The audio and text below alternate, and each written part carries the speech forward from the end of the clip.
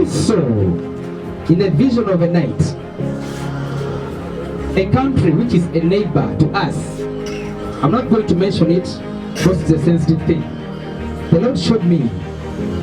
I've been seeing that nation for the past 3 years doing evil things, but I'm not mentioning it. But this time around, recently, I got another revelation. I saw this nation. It is small in size, our neighbor. They have been used by these foreign powers to cause wars, distractions, and all the bad things I've been hearing to the countries of this region. There is a country that those people have been using, and they are going to use them to injure us again. There is something that happened, like a terrorist attack. It happened, I saw it in spirit. And when they did it in the spirit, I saw they went back, and even they were even confessing. I was seeing them, the Lord showed me. So when they did it, they went back to their country very happily. After doing it, they are rewarded with good hospitals, everything good, and that country has been prospering very well. If you rate it with our other countries, it has been having peace, it has been having good hospitals, everything good. People think it is good governance. No. Most of the things I've been seeing happening in the East Africa here, it has been because of that country. The attacks that we have, some of these countries have been having, they have been the one who has been spearheading it. I get to me? When you hear bomb proof, they have sponsored that thing. When you hear a country is having rebels disturbing them, they're involved in it. And I'm seeing them being used again to do the same thing against our nation, Uganda. There's an attack that I saw on our nation. There's an attack that I saw on our nation, Uganda.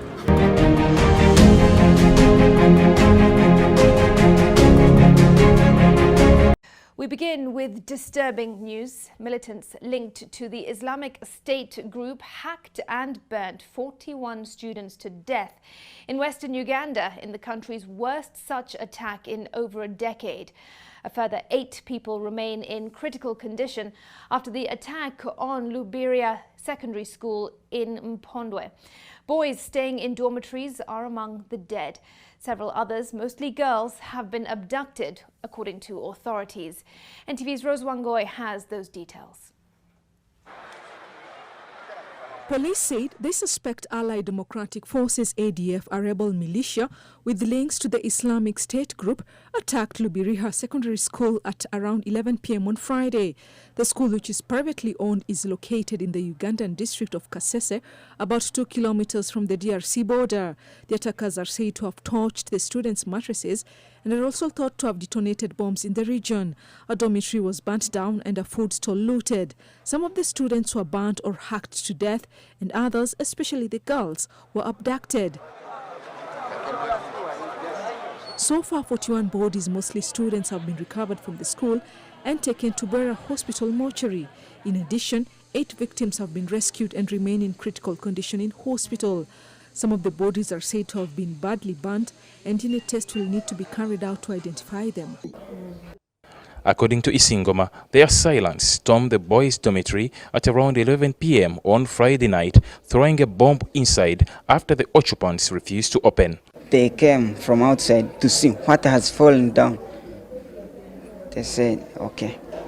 They touched everyone. I got the blood, smeared in my head, and another blood to end it in my ears.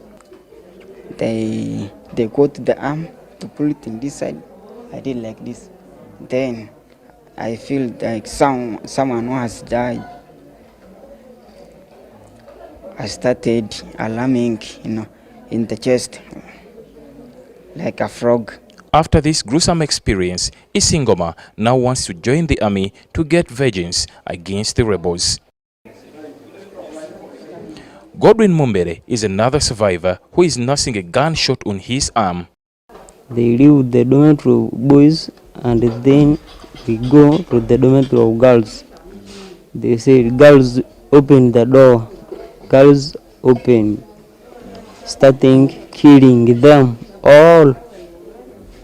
Meanwhile, Felesta Simbambu, a neighbor to the school that was attacked, is in ICU with deep cuts. Her husband was killed and her 3 kids are nowhere to be seen. Today, several relatives turned up at the hospital mortuary to pick the bodies of their loved ones. So far, only 2 unclaimed bodies remain in the morgue. We have a family that had taken a body, and when they reached home, they realized this person is not their child. So they have brought the child back, and now the child is back to the mortuary. We have another family that is trying to look for their person. Actually, other families, around 3 of them. So they have also gone to the mortuary to check. At Seseresel village, the guard of this school, Zephana Simbusa, was laid to rest together with his 17-year-old son, Elton Masereka. His other son, Brian Mumbere, is still missing. As they mourn their loved ones here, many questions still linger in the heads of many here. However, their request is one: let the security forces tighten the security, especially along the porous border with the Democratic Republic of Congo, where criminals easily access their homesteads, commit crimes, and escape. Ali Mivule, NTV.